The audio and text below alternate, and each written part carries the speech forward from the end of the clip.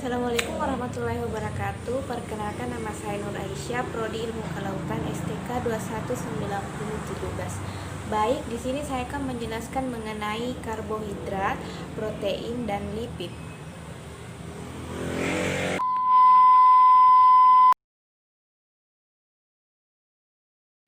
Apa itu karbohidrat? Karbohidrat adalah suatu senyawa yang terdiri dari molekul-molekul karbon, hidrogen, dan oksigen, atau karbon dan hidrat H2O, sehingga dinamakan karbohidrat. Apa itu karbohidrat?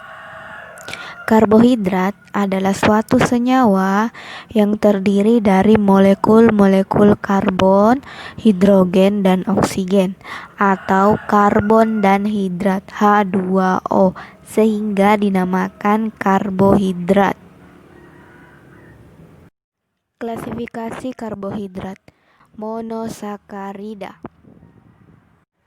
Monosakarida juga bisa disebut dengan gula sederhana. Monosakarida ini memiliki suatu gugus yang namanya aldehid atau keton bebas. Monosakarida yaitu gula sederhana dan tidak bisa dihidrolisis. Contoh monosakarida ialah fruktosa, aerutrosa, dan ribulosa. Yang kedua yaitu oligosakarida, yaitu gula senyawa yang menghasilkan 2 sampai dengan 10 molekul monosakarida yang sama atau berbeda pada suatu hidrolis. Oligosakarida menghasilkan 2 molekul monosakarida dan hidrolisis yang dikenal sebagai disakarida yang menghasilkan 3 atau 4 monosakarida masing-masing yang dikenal dengan trisakarida dan tetrasakarida. Contoh disakarida ialah sukrosa, laktosa, dan maltosa. Yang ketiga yaitu polisakarida, merupakan suatu gula kompleks dan menghasilkan lebih dari 10 molekul monosakarida pada hidrolisis.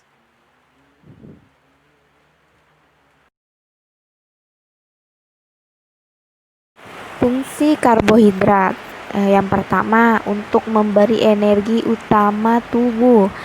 2. Cadangan energi dalam otot dan hati. 3. Untuk memperlancar pencernaan. 4.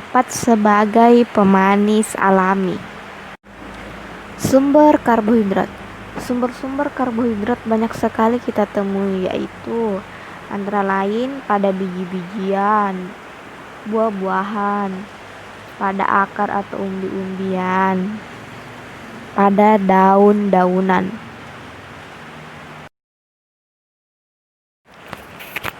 Baik, yang kedua kita bahas yaitu mengenai protein. Protein adalah senyawa kimia yang mengandung unsur karbon, hidrogen, oksigen, nitrogen, dan kadang-kadang belerang atau fosfor. Fungsi protein, yang pertama membantu dan mendorong pertumbuhan dan memelihara susunan atau struktur tubuh dari sel, jaringan hingga ke organ-organ tubuh. 2. Protein sebagai sumber karbohidrat. 3. Membantu tubuh dan melawan, menghancurkan, dan menetralkan zat-zat dari luar atau asing yang masuk di dalam tubuh. Keempat itu protein berfungsi sebagai penyediaan energi bagi tubuh. Selanjutnya itu kelima, protein berfungsi sebagai asupan diet dan rendah gula. Dan selanjutnya itu protein juga berfungsi sebagai biokatalisator. Jenis-jenis protein. Yang pertama itu jenis protein berdasarkan fungsinya, di mana protein terdiri atas 3 macam atau jenis berdasarkan fungsinya. Antara lain yaitu protein sempurna, di mana protein sempurna itu adalah protein yang di dalamnya terkandung asam amino yang lengkap. Kedua yaitu protein kurang sempurna. Protein kurang sempurna adalah protein yang asam aminonya lengkap tetapi jumlah dari beberapa asam amino sedikit. Yang terakhir yaitu protein tidak sempurna. Protein tidak sempurna adalah protein yang kurang atau tidak memiliki asam amino esensial. Jenis-jenis protein berdasarkan komponen-komponen penyusunnya. Jenis-jenis protein berdasarkan komponen penyusunnya terbagi atas 3, yaitu protein sederhana atau simple protein. Protein sederhana adalah protein dari hasil hidrolisa. Total protein ini merupakan campuran atas berbagai macam asam amino. Yang kedua, protein kompleks, yaitu protein dari hasil hidrolisa. Total protein jenis ini yang terdiri dari berbagai macam asam amino. Selain itu juga terdapat komponen-komponen lain seperti unsur logam, gugusan, fosfat, dan lain-lain. Selanjutnya yaitu protein derivat, yaitu protein yang merupakan ikatan antara intermediate produk yang merupakan hasil dari hidrolisa parsial yang berasal dari protein natif. Yang terakhir dari jenis protein yaitu jenis protein berdasarkan sumber protein. Dibedakan menjadi protein nabati dan protein hewani. Protein nabati adalah protein yang berasal dari tumbuh-tumbuhan, contohnya kedelai, kacang-kacangan, tahu, dan tempe. Protein hewani yaitu protein yang berasal dari hewan, contohnya daging, susu, keju, telur, dan ikan.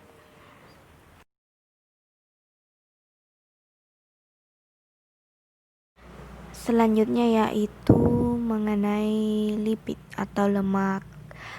Lemak atau lipid merupakan suatu senyawa organik yang tidak bisa larut di dalam air. Susunan kimia lemak tersusun atas hidrogen, oksigen, serta unsur karbon. Lemak atau lipid memiliki sifat hidrofobik atau tidak larut di dalam air.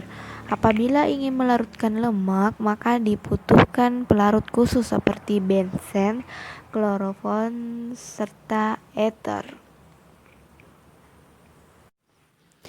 Macam-macam jenis lipid atau lemak berdasarkan sumber lemaknya, yaitu dibagi menjadi lemak hewani adalah lemak yang bersumber dari hewan, termasuk ke dalam jenis lemak tak jenuh.